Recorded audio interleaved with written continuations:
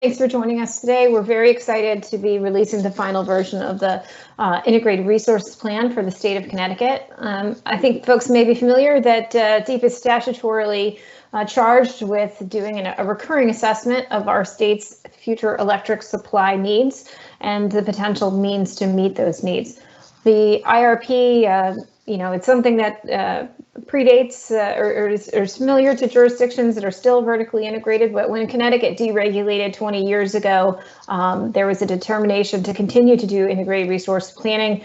DEEP has taken on that charge and responsibility to do the integrated resource plan for the state, and I think that this IRP reflects the value of the state doing integrated resource planning to ensure that our state policies and mandates continue to be met, albeit through a mixture of our participation in the wholesale energy markets administered by ICE New England, as well as through investments that the state has to make in order to ensure that those our state policies are met where the wholesale market is not providing for the resources needed to meet those goals.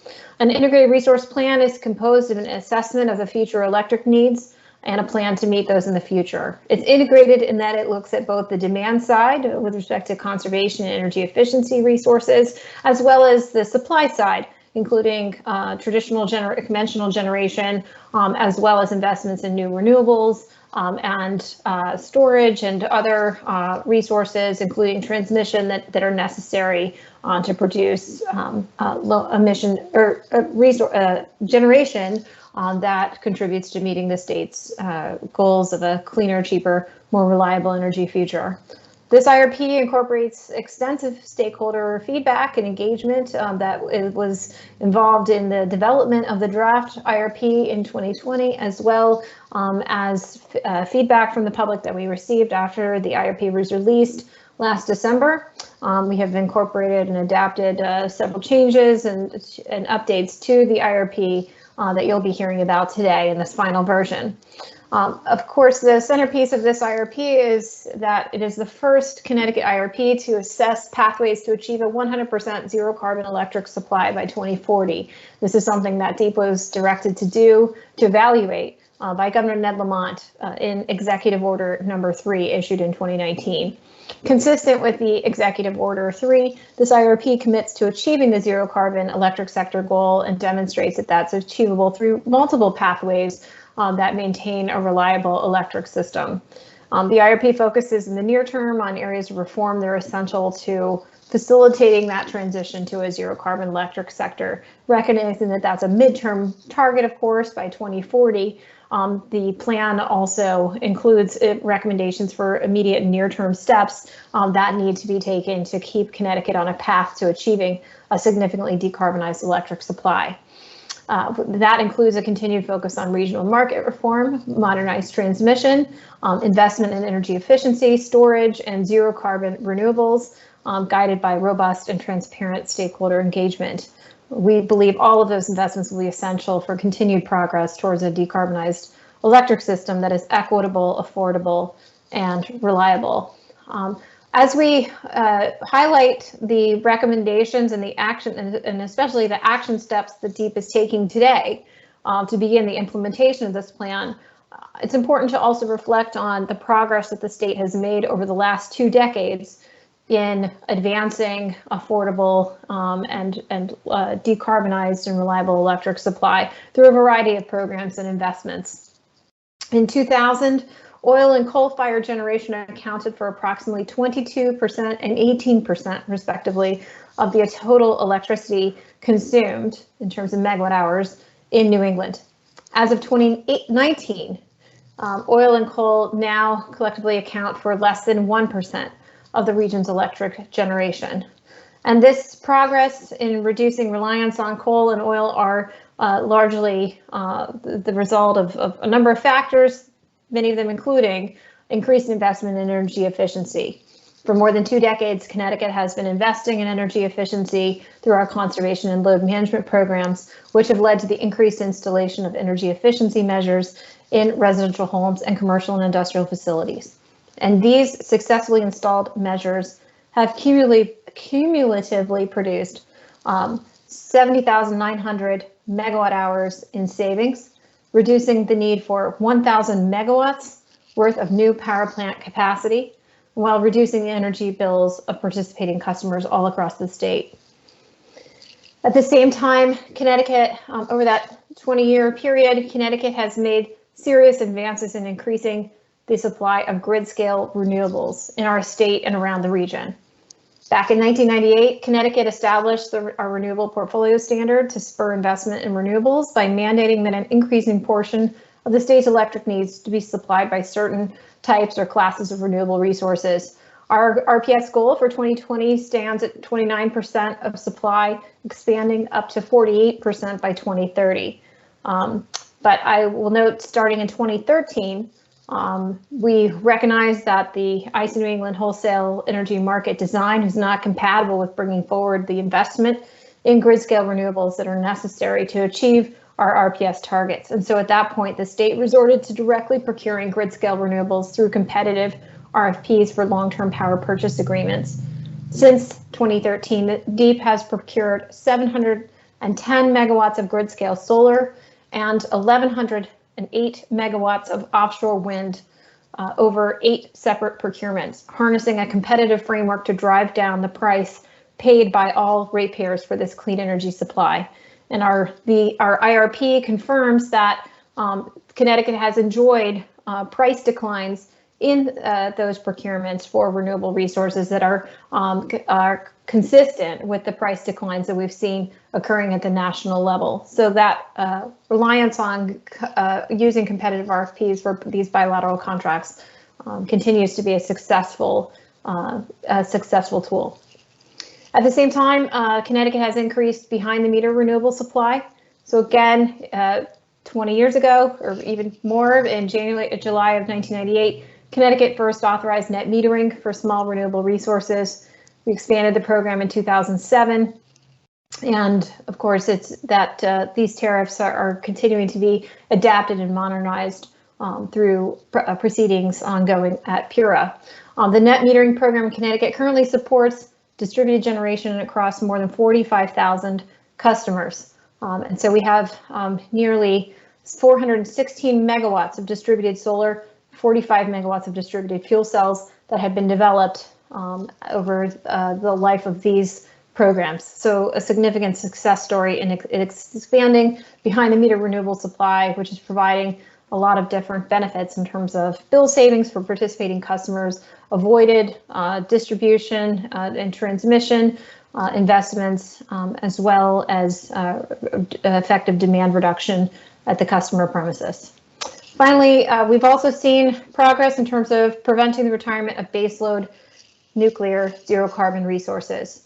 Connecticut entered into a long-term contract in 2019 with the Millstone Nuclear Facility, the largest power generator in New England, largest zero carbon generation resource in New England. Connecticut's contract provides for energy purchase for 9 million megawatt hours of energy, which is approximately 36% of the energy demand of Connecticut's 2 largest electric utilities, United Illuminating and CLNP, and all environmental attributes associated with the Millstone facility out through 2029. Preventing the Millstone retirement enabled Connecticut to save the region from significant negative impacts on the region's electric grid with respect to fuel diversity, energy security, and grid reliability. It avoided an estimated $1.8 billion in replacement costs that would have been borne by Connecticut ratepayers and prevented regional carbon emissions from increasing by 20%. So in total, all of these trends and programs and investments have contributed to a 36% reduction in Connecticut's electricity sector greenhouse gas emissions since 1997, when emissions were at their peak. We've conducted extensive modeling in this IRP to chart different pathways towards meeting 100% zero carbon electric goal. We know that by 2040, we know that pursuing that type of a 2040 target would put us in good company. As we know, there are more than a dozen other states around the country that have adopted these types of 100% zero carbon or equivalent decarbonization targets for their electric supply. Certainly, we know that from modeling that's been conducted by the Connecticut Governor's Council on Climate Change in 2018, that likely pathways for achieving the state's 2050 Global Warming Solutions Act GHG emission reduction target would include Connecticut achieving at least a 66% reduction in at least a 66% carbon-free electric supply by 2030 in order to achieve those economy-wide targets that have been established for the state. So we continue to see achievement of a 2040 100% zero carbon electric supply target as critical for the state to be able to have a chance of meeting the greenhouse gas emission reduction targets that have been established by the General Assembly. So that's the background and context of progress that I think is important to recount. It's covered in this IRP and is important context for the analysis of future challenges and opportunities that we're facing in achieving a reliable and affordable decarbonized electric supply, as well as the recommendations that have been developed in this IRP for measures that Connecticut needs to undertake in order to continue to overcome those challenges and seize those opportunities. And to cover some of that analysis and those recommendations, I now want to turn the floor over virtually to Julia Dumaine. Julia? Thank you so much for that excellent overview, Commissioner Dykes. That was really great background. My name is Julia Dumaine. I'm an economist in the Office of Energy Supply. And so I will be covering today some of the key takeaways and recommendations of the 2020 Integrated Resources Plan. Fortunately, I can skip through some of these first slides because the Commissioner did such a great overview of them. But this is the language from Executive Order number 3 that directed us to prepare an analysis of different pathways to achieve a 100% zero carbon electric sector by 2040. And these are basically the synthesized key findings of the modeling that we and analysis that we prepared throughout the IRP. As Commissioner Dykes previously stated, the modeling has shown us that there are multiple achievable pathways to meeting a 100% zero carbon electric sector target by 2040. We analyzed 4 different modeling scenarios under 2 different expected load levels, one using a base case expected business as usual load, and another that assumed significant increases in the electrification of the transportation and building thermal sectors. This modeling also showed us that while it is achievable, it is critically important that we prioritize affordability and equity as we make investments in this significant procurements that we'll need to do to meet Connecticut's clean energy future goals. The modeling also showed us that storage and demand management will play increasingly important roles in ensuring that we balance the clean energy variable resources that we have modeled as being additions. So these are things like offshore wind, grid scale solar, things like that, of that nature, that produce energy on a more variable terms rather than baseload generation resources.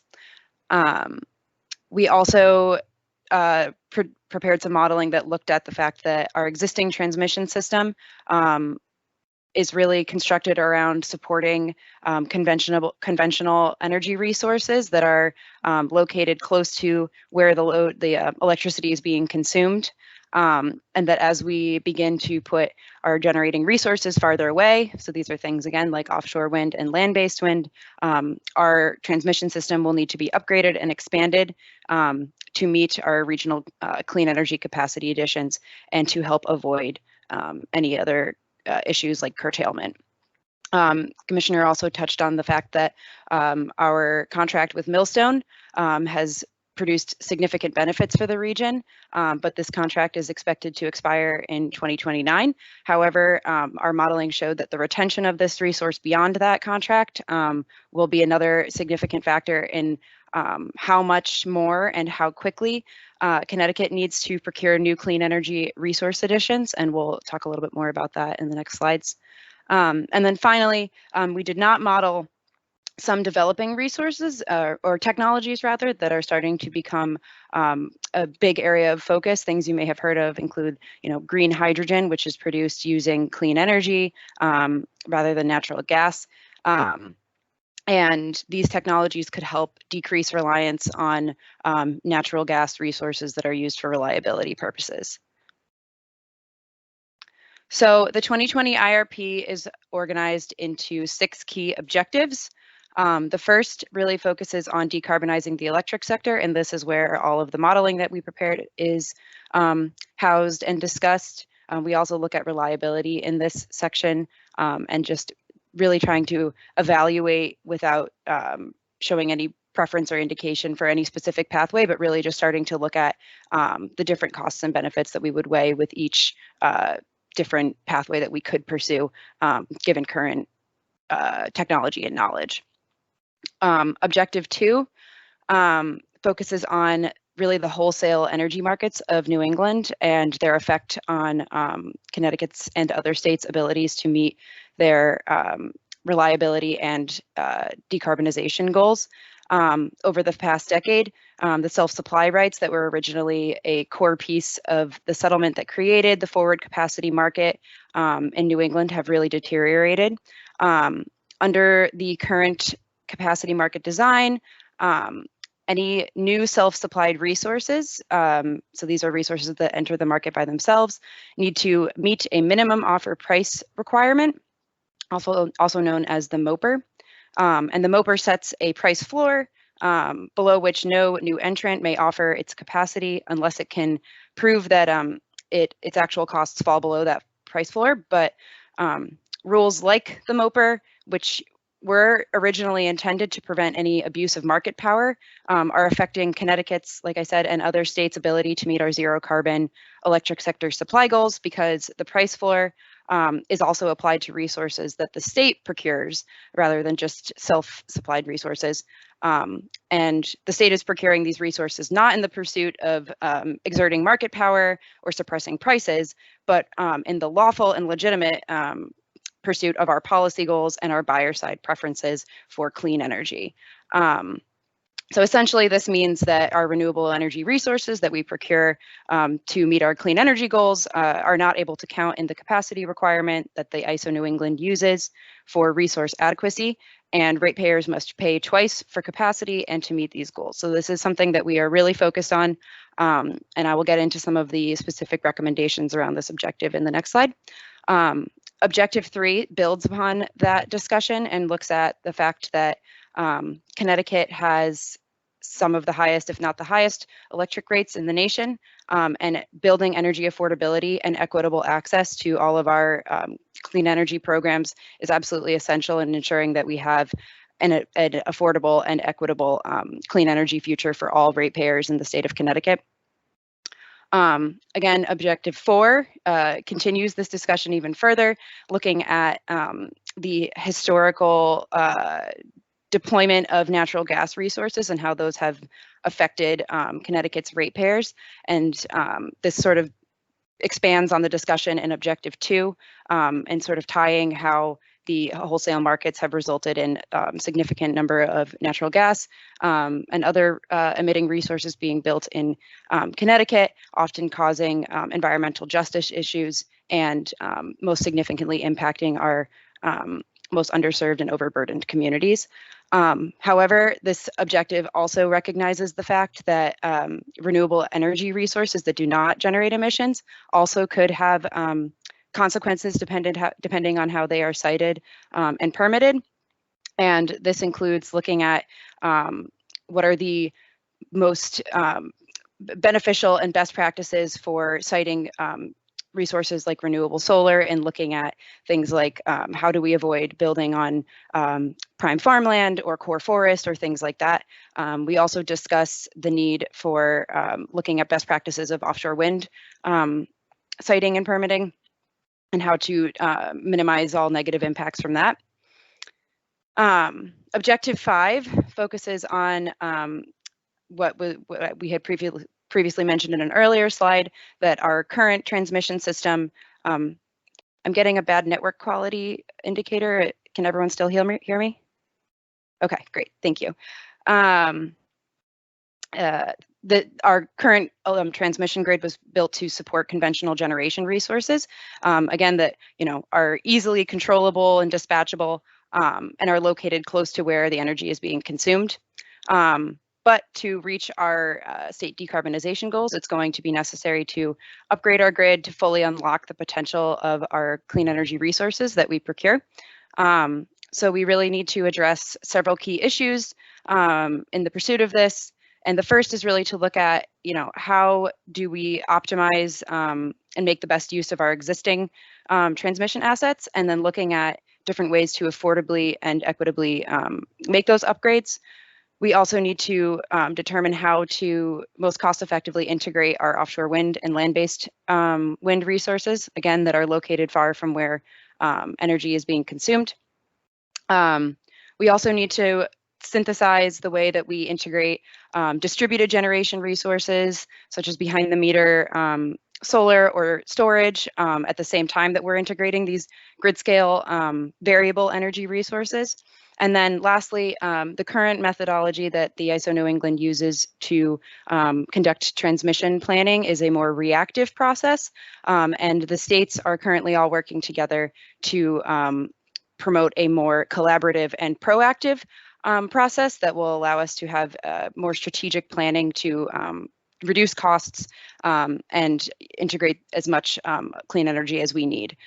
And then finally, Objective 6 focuses on the fact that the Department of Energy and Environmental Protection has multiple policy goals that we need to achieve, and we need to make sure that we are balancing those. And this includes a discussion on our specific, our focus on waste to energy resources and our practices of waste management that we currently use. We currently support waste to energy plants in Connecticut as opposed to landfilling or asking our municipalities to ship waste out of state. And we need to look into ways that are waste management approaches that are more sustainable and do not increase costs to both ratepayers and taxpayers. And then we also look at our biomass phase down, which was required by Public Act 13-303, and setting that in motion. So this would reduce the amount of RECs that will be eligible from biomass facilities around the region from participating in our Class 1 renewable portfolio standards, so that there will be more opportunity for zero carbon Class 1 resources to participate. Okay, so we have 16 different recommendations, recommended strategies that the IRP highlights. Some of them are near term, some of them are longer term, but I have comprised here the core near term state level actions that we'll need to pursue, and by this I mean in the next 2 to 3 years. And I've tried to organize them into 3 different buckets: policy, planning and evaluation, and action. As Commissioner Dykes previously stated, adopting the 100% zero carbon electric sector goal as our planning target for Connecticut's electricity supply is essential to achieving our broader economy-wide emissions reduction goals.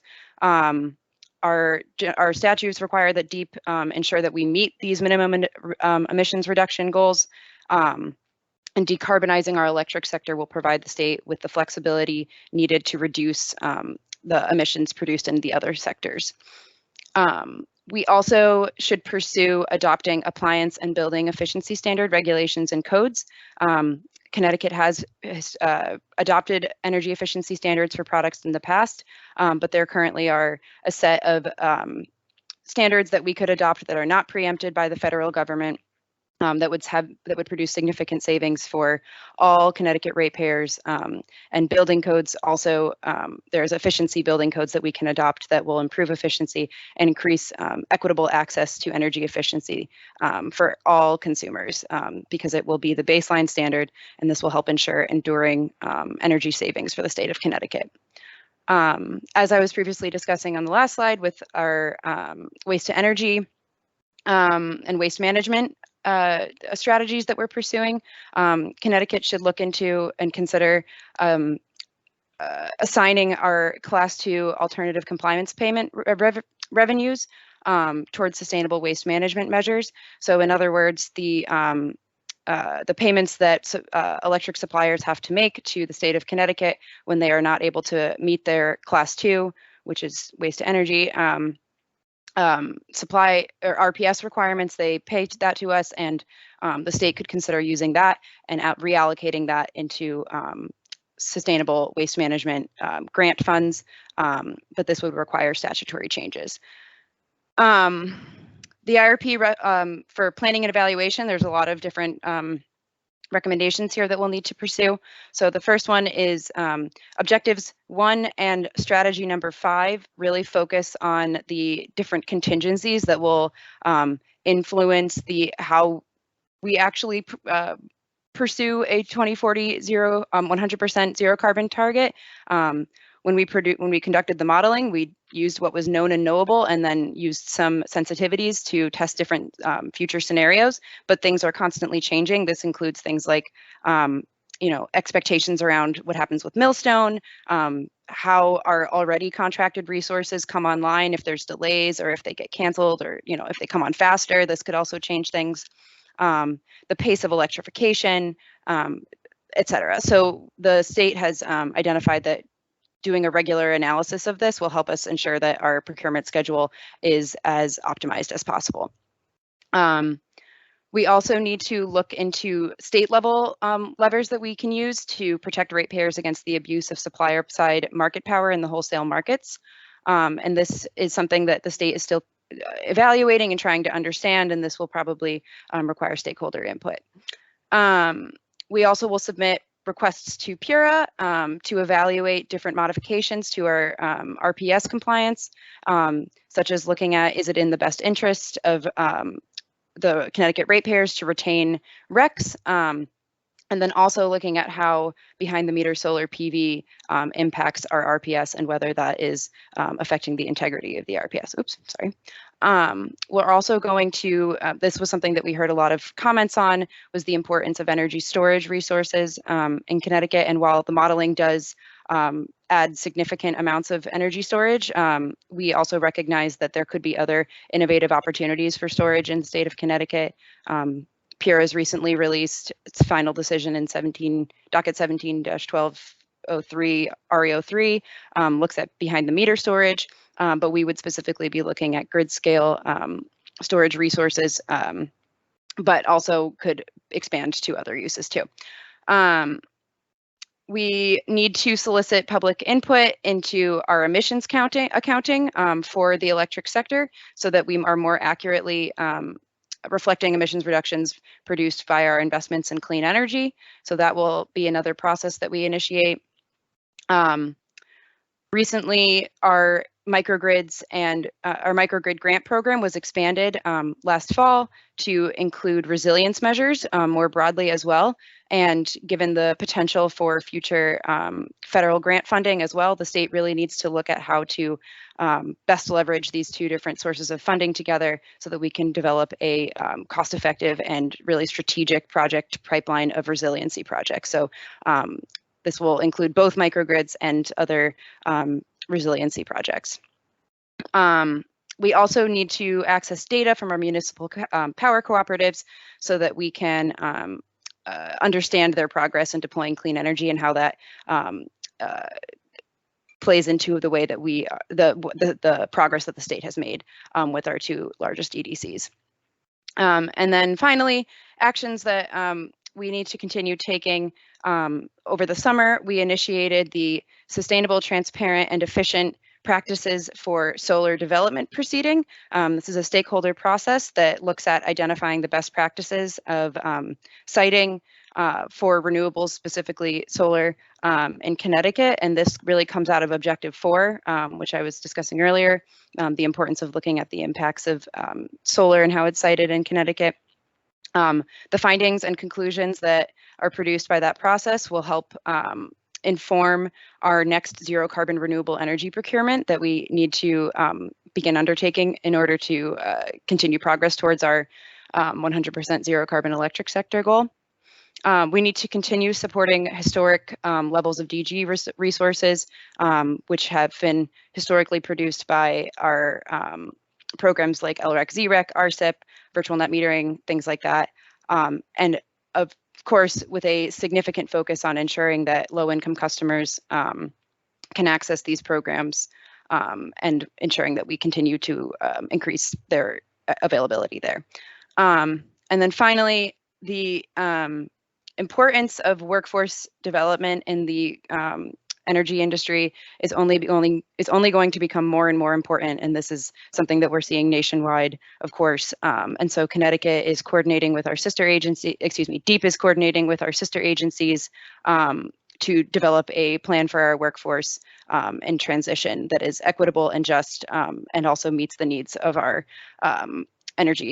clean energy goals. There are a few that are a few near-term steps that we need to take that are on the regional level.